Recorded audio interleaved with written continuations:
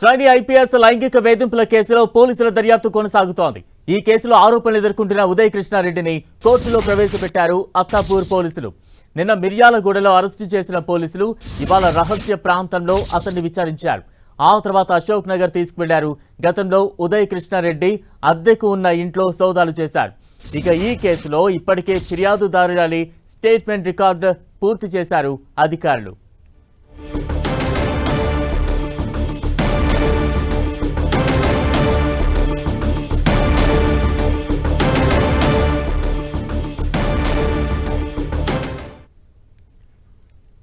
Trainee IPS లైంగిక వేధింపుల కేసులో పోలీసుల దర్యాప్తు అయితే కొనసాగుతోంది. ఈ కేసులో ఆరోపణలు ఎదుర్కొంటున్న ఉదయ్ కృష్ణారెడ్డిని కోర్టులో ప్రవేశపెట్టారు అత్తాపూర్ పోలీసులు.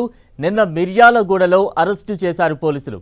ఇవాళ రహస్య ప్రాంతంలో ఉదయ్ కృష్ణారెడ్డిని విచారించారు. ఆ తర్వాత అశోక్ నగర్ తీసుకువెళ్లారు. గతంలో ఉదయ్ కృష్ణారెడ్డి అద్దెకు ఉన్న ఇంట్లో కూడా సోదాలు చేశారు. ఇక ఈ కేసులో ఇప్పటికే ఫిర్యాదుదారురాలి స్టేట్మెంట్ రికార్డు చేశారు పోలీసులు. ఇక తాజా అప్డేట్స్ అందించేందుకు మా ప్రతినిధి కిరణ్ సిద్ధంగా ఉన్నారు. కిరణ్,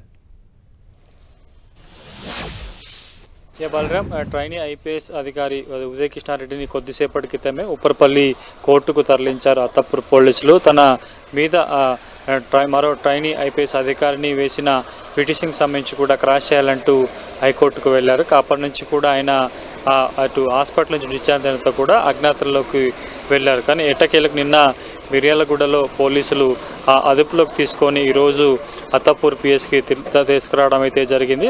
ఈరోజు అత్తాపూర్ పిఎస్లో సుదీర్ఘంగా విచారించిన తర్వాత అశోక్ నగర్లోని తన గతంలో నివాసం ఉన్న ఆ ప్రాంతానికి తీసుకుని అక్కడ సోదాలు చేసిన అనంతరం వైద్య పరీక్షల తర్వాత కొద్దిసేపటి క్రితమే ఉప్పర్పల్లి కోర్టుకు అటు ఉదయ్ కృష్ణారెడ్డిని కూడా తీసుకొచ్చినట్టుగా చెప్పాలి. ప్రస్తుతానికైతే అతనిని న్యాయమూర్తి ముందు అడిషనల్ మెజిస్ట్రేట్ ఫస్ట్ క్లాసు న్యాయమూర్తి ముందు కూడా ఎదురుపరిచారు. ప్రస్తుతానికైతే వాదనలు కొనసాగుతున్నాయి.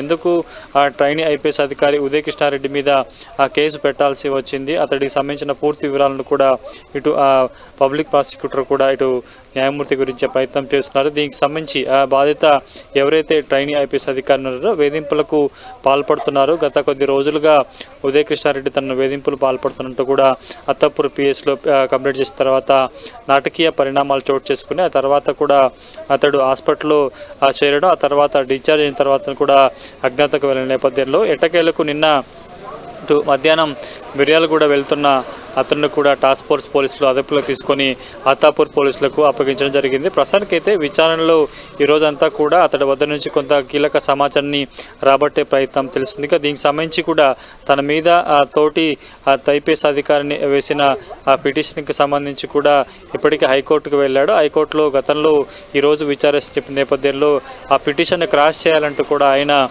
హైకోర్టుకు వెళ్ళిన నేపథ్యంలో మరొక 4 వారాల పాటు దానికి వాయిదా వేసినట్లుగా సమాచారం ఉంది. కాబట్టి ప్రస్తుతానికైతే ఉప్పర్పల్లి కోర్టులో ఉదయ్ కృష్ణారెడ్డికి సంబంధించి రిమాండ్ విధిస్తారా ఏంటన్నది కూడా చూడాల్సి ఉంటుంది. ప్రస్తుతానికైతే అడిషనల్ జడ్జి ఫస్ట్ క్లాస్ ఎదుట కూడా వాదనలు కొనసాగుతున్నాయి. కాబట్టి మరికొద్ది సేపట్లో ఉదయ్ కృష్ణారెడ్డిని రిమాండ్కు తరలిస్తారా లేదనేది చూడాలి. ప్రస్తుతానికైతే ఇటు ఆ కేసుకు సంబంధించి కూడా పూర్తి స్థాయిలో పోలీసులు సేకరించిన వివరాలను కూడా జడ్జి ముందు ఉంచే ప్రయత్నం కూడా న్యాయమూర్తులు చేసినట్టుగా చెప్పాల్సి ఉంది. కాబట్టి మరికొద్ది సేపట్లో ఉదయ్ కృష్ణారెడ్డికి రిమాండ్ తరలిస్తారా లేదన్నది కూడా, ఎందుకంటే ఇప్పటికే ఆయన బాధిత యువతి వేసిన ట్రైనీ ఐపీఎస్ అధికారిని వేసిన పిటింగ్ సంబంధించి కూడా క్రాష్ చేయాలంటూ హైకోర్టుకు వెళ్ళిన నేపథ్యంలో దానికి కూడా 4 వారాల పాటు వాయిదా వేశారు. కాబట్టి ప్రస్తుతానికి ఉప్పర్పల్లి కోర్టు ఎలాంటి నిర్ణయం తీసుకుంటుంది, ఉదయ్ కృష్ణారెడ్డికి రిమాండ్ విధిస్తుందా లేదనేది చూడాలి.